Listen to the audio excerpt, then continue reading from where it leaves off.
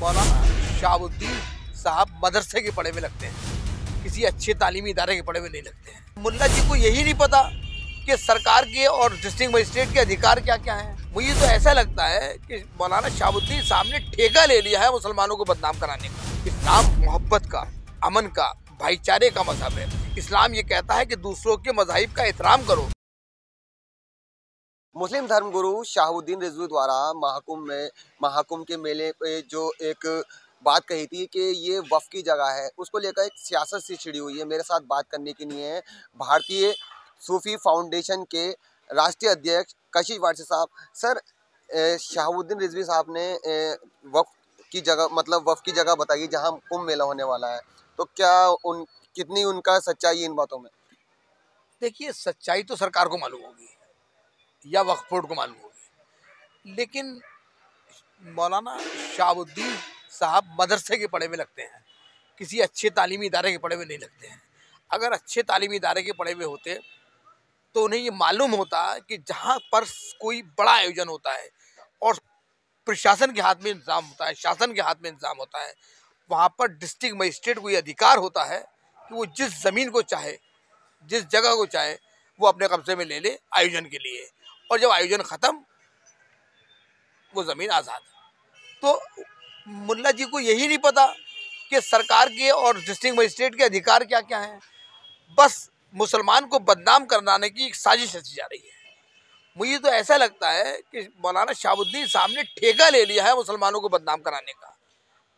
इस्लाम मोहब्बत का, अमन का, भाईचारे का मजहब है। इस्लाम ये कहता है कि दूसरों के मज़ाहिब का एहतराम करो, दूसरों के मज़ाहिब के एहतराम का पैगाम देता है।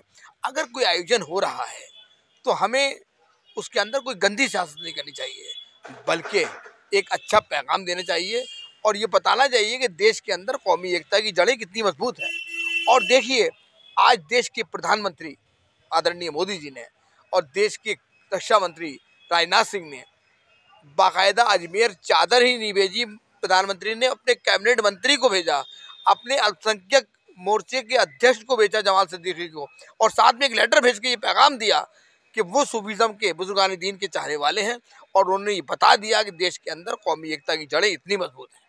अच्छा, एक उन्होंने मुख्यमंत्री को भी चिट्ठी लिखी थी, सूबे के मुखिया योगी आदित्यनाथ को एक चिट्ठी लिखी थी उसमें, जिसमें कहा गया था ये जो महाकुंभ का जो आयोजन होने वाला है उसमें बड़ी तादाद में मुस्लिम लोगों का धर्म परिवर्तन कराने की तैयारी है, तो किस नजरिए देखते हैं आप?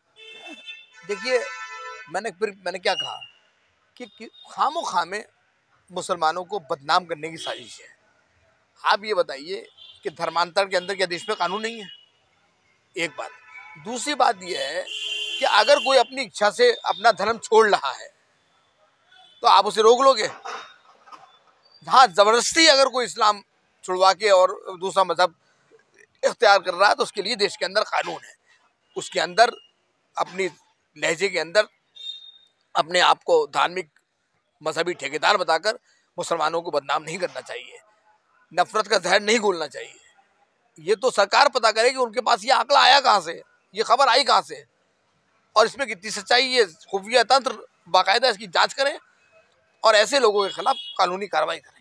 मेरा सवाल आपसे एक और है, जो मुरादाबाद में जो अब मंदिर एक निकला है, ये मुस्लिम घनी इलाके में बताया गया, जो उसके बाद से वो मंदिर मतलब बंद हो गया था, तो अब वहाँ अगर बात करें जैसे प्रशासन ने मंदिर खुलवा दिया है तो वहाँ पूजा पाठ चालू हो जाएगी, तो किसी तरह की कोई बात निकल के आ सकती है सामने?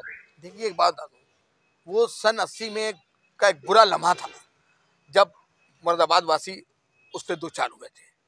आज आप ये देखिए कि जहाँ जहाँ मंदिर निकल रहे हैं और मंदिर खोले जा रहे हैं, वहाँ पर उन मंदिरों को खंडित नहीं किया गया है, उन मूर्तियों को खंडित नहीं किया गया। इससे ये पता लगता है कि देश के अंदर कौमी एकता की जड़ें कितनी मजबूत हैं। और अगर आज वहाँ पर पूजा शुरू हो रही है तो किसी को कोई एतराज़ भी नहीं है।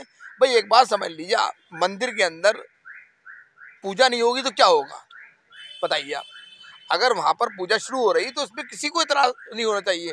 मैंने क्या कहा कि इस्लाम ये पैगाम देता है कि हम दूसरों के मज़ाहिब का एहतराम करें, और हमें दूसरों के मज़ाहिब का एहतराम करना चाहिए। हमें ये बताना चाहिए कि हमारे नबी जो है वो रहमतुल लिल आलमीन है, तमाम दुनिया के लिए रहमत बन के आए हैं, खाली मुसलमानों के लिए रहमत बन के नहीं आए हैं। रहमतुल मुस्लिमीन नहीं है रसूलुल्लाह रहमतुल आलमीन है, और वो रब जो है रब्बुल आलमीन है। तो अल्लाह भी तमाम आलम के लिए है, वो तमाम दुनिया को देता है, और मेरे मेरे रसूल भी तमाम दुनिया पे रहमत बरसाते हैं। खाली मुसलमानों की रसूलुल्लाह पे ठेकेदारी नहीं है। इसीलिए और महेंद्र सिंह बेदी साहब ने कहा था कि इश्क हो जाए किसी से कोई चारा तो नहीं, सिर्फ मुस्लिम का मोहम्मद पे इजारा तो नहीं। चलिए बहुत शुक्रिया। तो देखा मेरी बात जो सूफी फाउंडेशन के राष्ट्रीय अध्यक्ष से चल रही थी, उनका सीधा सीधा सवालों के जवाब दिए। उन्होंने कहा है कि मुसलमान जो है एक अच्छा संदेश देने के लिए ही आगे आता है और एक काम करता है। द न्यूज़ 15 के लिए फराज खान।